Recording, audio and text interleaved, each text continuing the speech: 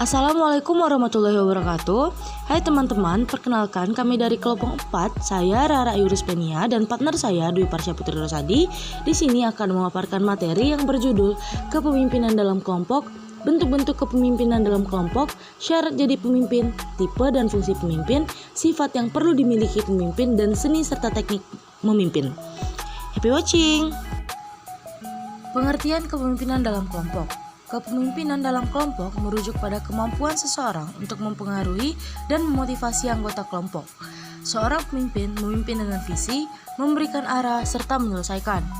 Kepemimpinan juga diartikan sebagai proses mempengaruhi dan mengarahkan berbagai tugas yang berhubungan dengan aktivitas anggota kelompok. Kepemimpinan juga diartikan sebagai kemampuan mempengaruhi berbagai strategi dan tujuan. Kemampuan mempengaruhi komitmen dan taatan terhadap tugas untuk mencapai tujuan bersama, dan kemampuan mempengaruhi kelompok agar mengidentifikasi, memelihara, dan mengembangkan budaya organisasi. Kepemimpinan dalam arti yang lain yaitu kemampuan menggerakkan atau memotivasi sejumlah orang agar secara serentak melakukan kegiatan yang sama dan terarah pada pencapaian tujuannya. Kepemimpinan juga merupakan proses penggerakan grup atau kelompok dalam arah yang sama tanpa paksaan. Kepemimpinan atau leadership merupakan intisari dari sebuah manajemen. Selanjutnya di sini ada bentuk-bentuk kepemimpinan dalam kelompok. Yang pertama itu ada otoriter. Kepemimpinan otoriter adalah ketika seseorang pemimpin mengambil keputusan tanpa meminta masukan dari anggota kelompoknya. Saat terciptanya kepemimpinan otoriter, bos sebagai pemegang kekuasaan tertinggi akan membuat keputusan, peraturan, dan prosedur berdasarkan pemikirannya. Lingkungan kerja dengan kepemimpinan otoriter sangat bisa diandalkan saat mengambil keputusan, namun tidak memberikan keleluasaan kepada para karyawannya. Yang kedua, ada kepemimpinan demokratis. Kepemimpinan demokratis melibatkan partisipasi anggota dalam proses pengambilan keputusan. Dengan kepemimpinan demokratis akan melibatkan banyak kontribusi karyawan dalam mengambil keputusan. Tipe kepemimpinan ini akan menawarkan komunikasi aktif dua arah antara pemimpin dan karyawannya. Untuk menciptakan kepemimpinan yang demokratis dibutuhkan keberanian, kejujuran, kreativitas, dan keadilan bagi seluruh aspek yang ada di dalam perusahaan. Dan yang ketiga ada laissez-faire. Memimpin memberikan kebebasan sepenuhnya kepada anggota kelompok untuk mengambil keputusan. Selanjutnya yaitu syarat-syarat menjadi seorang pemimpin. Yang pertama yaitu keandalan. Seorang pemimpin harus dapat dipercaya untuk memenuhi tanggung jawabnya. Yang kedua yaitu integritas. Integritas adalah kualitas kunci yang memastikan bahwa pemimpin bertindak dengan moralitas. Yang ketiga yaitu empati. Pemimpin yang baik harus mampu memahami dan memperhatikan perasaan anggota timnya.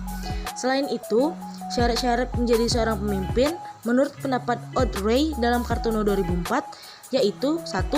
Fisik, yang kedua yaitu kemauan atau kesediaan, yang ketiga yaitu antusiasme atau bergairah, yang keempat ramah tamah, yang kelima yaitu keteguhan, yang keenam iman, yang ketujuh keunggulan teknik, yang kedelapan bertindak tegas.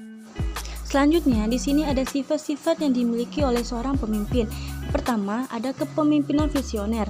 Pemimpin memiliki visi jangka panjang dan mampu menginspirasi orang lain untuk mencapainya. Yang kedua, ada karisma. Karisma adalah sifat yang membuat seseorang pemimpin untuk menarik dan mempengaruhi orang lain. Yang ketiga, ada kepemimpinan transformasional. Memotivasi anggota tim dengan cara yang membuat mereka merasa dihargai dan diakui di dalam kelompok. Tipe-tipe kepemimpinan. Yang pertama yaitu autokratis, yaitu seorang pemimpin yang bergaya bahwa organisasi miliknya. Dalam hal ini mereka beranggapan bahwa tujuan organisasi disamakan dengan tujuan pribadi.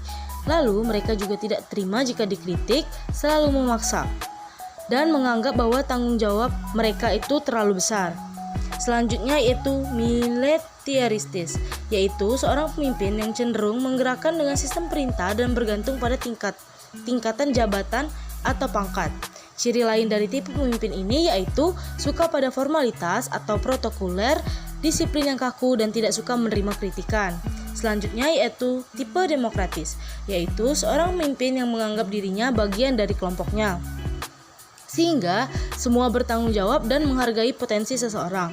Selanjutnya yaitu ada tipe pseudo-demokratis, yaitu seorang pemimpin yang bertipe ini memahami dan mengerti demokratis tetapi perilakunya tidak mencerminkan demokrasi atau demokrasi yang semu atau palsu dalam memimpin. Mereka cenderung otokratis, seolah-olah gigih memperjuangkan demokratis namun nyatanya nol dan menerima gagasan atau usul atau saran atau kritik tetapi hanya dipetieskan atau tidak dijalankan. Selanjutnya yaitu tipe paternalistis, yaitu pemimpin menganggap bawahan tidak dewasa, sikapnya terlalu melindungi, tindakannya jarang memberikan kesempatan pada bawahan untuk mengambil keputusan, inisiatif, dan kreasi.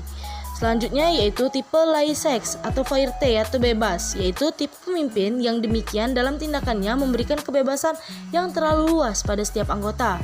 Alasan yang dipakai dalam menerapkan kebijaksanaan demikian adalah untuk mencegah pertentangan dan segala sesuatu diserahkan pada kebijaksanaan bawahan. Baiklah, selanjutnya di sini ada fungsi-fungsi seorang pemimpin. Seorang pemimpin memiliki banyak fungsi dan tanggung jawab yang penting dalam mengelola dan memimpin sebuah organisasi, tim, atau kelompok. Berikut ini ada beberapa fungsi yang dimiliki oleh seorang pemimpin. Yang pertama itu ada memimpin dan mengarahkan. Fungsi utama seorang pemimpin adalah memimpin dan mengarahkan tim atau organisasi. Mereka memberikan visi, misi, dan tujuan yang jelas kepada anggota tim serta memberikan arahan untuk mencapai tujuan. Yang kedua itu ada mendorong kolaborasi. Ketiga ada mengambil keputusan. Pemimpin bertanggung jawab untuk mengambil keputusan yang sulit dan penting bagi organisasi. Mereka harus mampu menganalisis informasi yang ada, mempertimbangkan berbagai faktor, dan membuat keputusan yang tepat dalam situasi yang beragam. Fungsi-fungsi ini merupakan pandangan umum mengenai peran seorang pemimpin.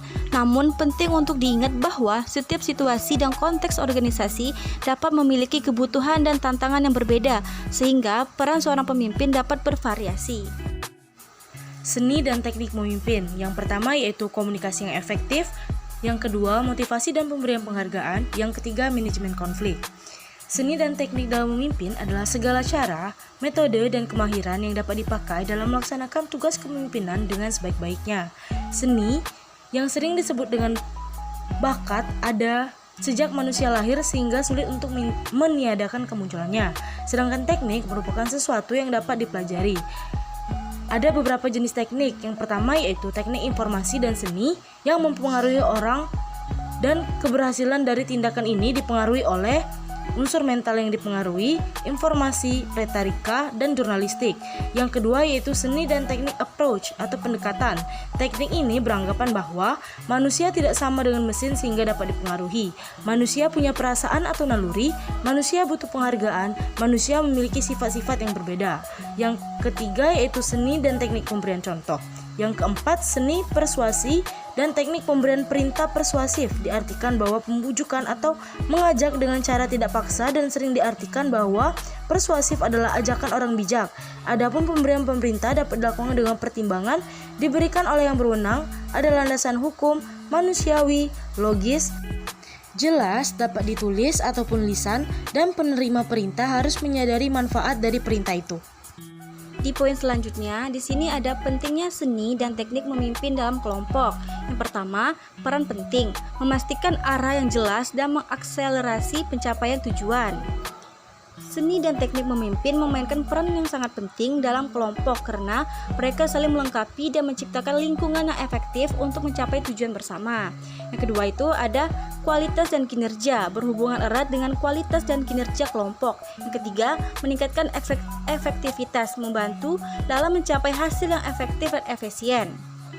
Dalam rangka mencapai keberhasilan dalam kelompok, seni memimpin dan teknik memimpin harus digabungkan dengan baik. Pemimpin harus memiliki pemahaman yang kuat tentang prinsip-prinsip dasar kepemimpinan dan juga mampu mengaplikasi keterampilan praktis yang efektif dalam mengelola kelompok. Dengan demikian, kombinasi yang tepat antara seni dan teknik memimpin, kelompok dapat mencapai kinerja yang lebih baik, meningkatkan kolaborasi dan mencapai tujuan bersama dengan efektif. Terakhir yaitu tantangan dalam memimpin kelompok. Yang pertama yaitu konflik. mengelola konflik antara anggota tim untuk menjaga keharmonisan dalam kelompok. Yang kedua yaitu resistensi perubahan, yaitu menghadapi keengganan dalam menerima ide-ide baru atau perubahan yang penting. Yang ketiga yaitu komunikasi yang tidak efektif, mengatasi hambatan dalam komunikasi untuk memastikan pesan tersampaikan dengan jelas.